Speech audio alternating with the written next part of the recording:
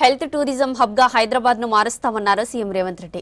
Corporate హాస్పిటల్స్కు దీటుగా ప్రభుత్వ దవాఖానాల్లో వైద్యం అందిస్తున్నామన్నారు. ఇటు విద్యాశాఖపై రివ్యూ చేసిన సీఎం ఇంటర్ డ్రాపౌట్ తగ్గించేందుకు ప్రత్యేక ప్రణాళికలు రచించాలని చెప్పారు సీఎం రేవంత్ రెడ్డి.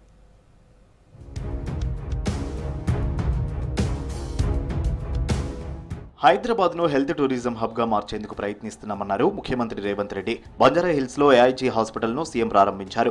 66 దేశాల నుంచి పేషెంట్స్ ఏఐజీ హాస్పిటల్కు రావడం గర్వకారణమని చెప్పారు. తెలంగాణ రైజింగ్ విజన్ డాక్యుమెంట్ రూపొందిస్తున్నామని, అందులో హెల్త్ టూరిజం ఒక చాప్టర్గా ఉంటుందన్నారు. కార్పొరేట్ హాస్పిటల్స్ దీటుగా ప్రభుత్వ హాస్పిటల్స్ నిర్మిస్తున్నామన్నారు రేవంత్.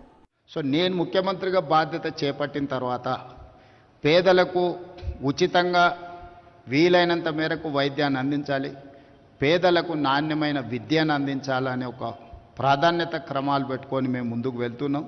నేను ఈ వేదిక మీద నుంచి రాష్ట్రంలో చదువుకున్న డాక్టర్లందరికీ నేను ఒక విజ్ఞప్తి చేస్తున్నాను.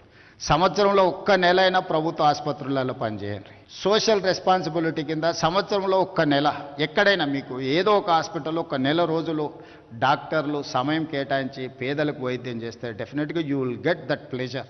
ఇంటర్ డ్రాపౌట్ తగ్గించేందుకు ప్రత్యేక ప్రణాళికలు రచించాలని అధికారులను ఆదేశించారు ముఖ్యమంత్రి రేవంత్ రెడ్డి. విద్యాశాఖపై సమీక్షించిన రేవంత్ అధికారులకు కీలక ఆదేశాలు జారీ చేశారు. ఇతర రాష్ట్రాల్లో 9వ తరగతి నుంచి 12వ తరగతి వరకు ఉంటుందని, అక్కడ డ్రాపౌట్స్ సంఖ్య తక్కువగా ఉందని అధికారులు సీఎంకు తెలిపారు. ఇంటర్మీడియట్ వేరుగా 12వ తరగతి వరకు పాఠశాలలు ఉన్న రాష్ట్రాల్లో అధికారులు అధ్యయనం చేసి ఈ విధానంపై సమగ్ర నివేదిక సమర్పించాలని ఆదేశించారు సీఎం.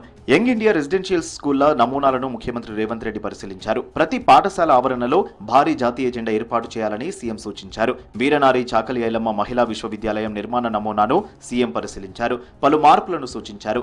సాధ్యమైనంత త్వరగా టెండర్ల ప్రక్రియ పూర్తి చేయాలని ఆదేశించారు సీఎం.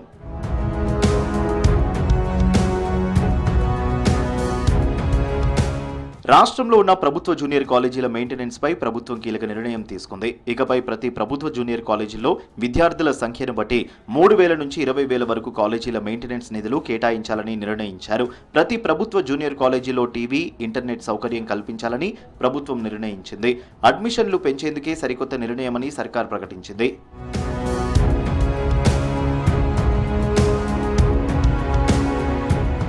చేనేత కార్మికుల రుణమాఫీ కోసం 33 కోట్లకు పరిపాలన అనుమతులు జారీ అయ్యాయి.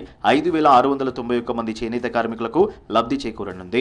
2017 ఏప్రిల్ 1వ తేదీ నుంచి 2024 మార్చి 31 వరకు అన్ని బ్యాంకుల్లో చేనేత వస్త్రాల ఉత్పత్తి, వృత్తి సంబంధిత కార్యకలాపాల కోసం తీసుకున్న 1,00,000 వరకు రుణాలకు మాఫీ వర్తించనుందని ప్రభుత్వం చెప్పింది.